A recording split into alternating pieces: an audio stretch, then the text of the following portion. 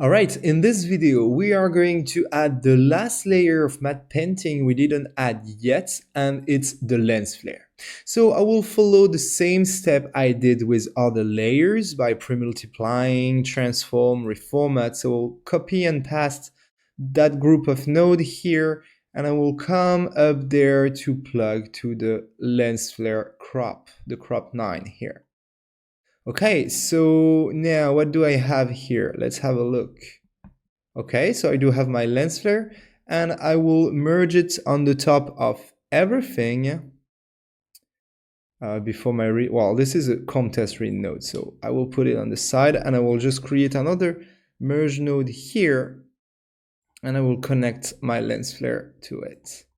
And of course, I will change the merge mode to plus.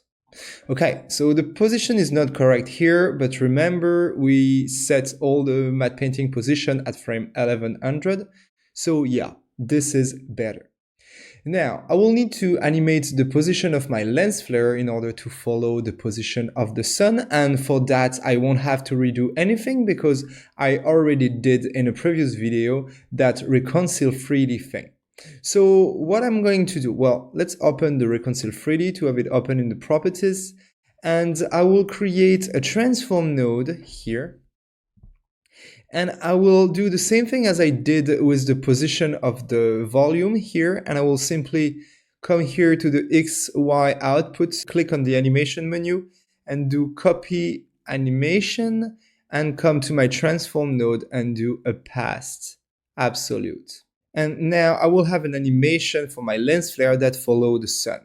The problem is that now it's out of the screen, and it's because we need to offset that lens flare, and we will offset it with another transform node. So I'll create another transform node with the T key again, and I will simply take that guy, drag and drop it here, and I will minus the values here. And now I will get the lens flare at the right position. It's a lot of transform node, but it doesn't matter. It's better that way. So we have the transform node that makes sure that everything is positioned properly for the matte painting with the reformat, okay? Then we have the transform node for the animation, and we have the transform node for the offset of the animation. Now, if you'd like to modify again the position of your lens flare, I will recommend you to do it on another transform node again. And because we just don't want to touch those guys, and these guys, I don't want to touch it neither. So now I could use that guy here. So now I have a lot of transform node for that lens flare. But if we were to play the shot, and I will just try to catch a few frames or just scroll through, you can see that now my lens flare is following the sun. Okay, cool. Now let's animate the visibility of the lens flare as we did with other things. But I think that the lens flare should appear when it starts to be a bit brighter here. So around frame maybe 1054 is nice. Okay, so for doing that, I could animate the plus, the merge plus here, or I could use, and this is more what I'm using usually, I could use a multiply node. So I'll hit the tab key and look for multiply, the matte one, not the merge one. And I will plug that guy right here. And so basically, if I adjust that guy, I will adjust the visibility of the lens flare.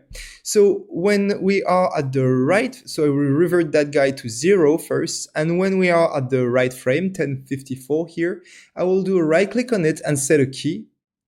Oh, so I don't know why my viewer get disconnected. It went to the other viewer. I don't know why. Okay. And now I will go maybe 2 frames before, and I will set the value to 0. And it's a little bit like if the lens flare was popping out when it meets the camera, like that.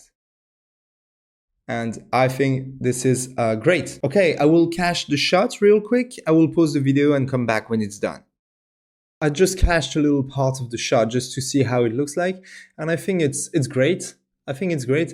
Maybe we could use another frame to let that lens flare appear. So let's just go to the dope sheet and just drag the keyframe for the multiply of 1 frame here.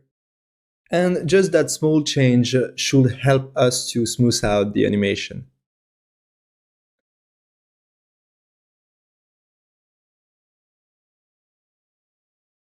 See, I think it's better. All right, cool. Now let's move on to the next video to add a vignette, grain, and chromatic aberration. See you there.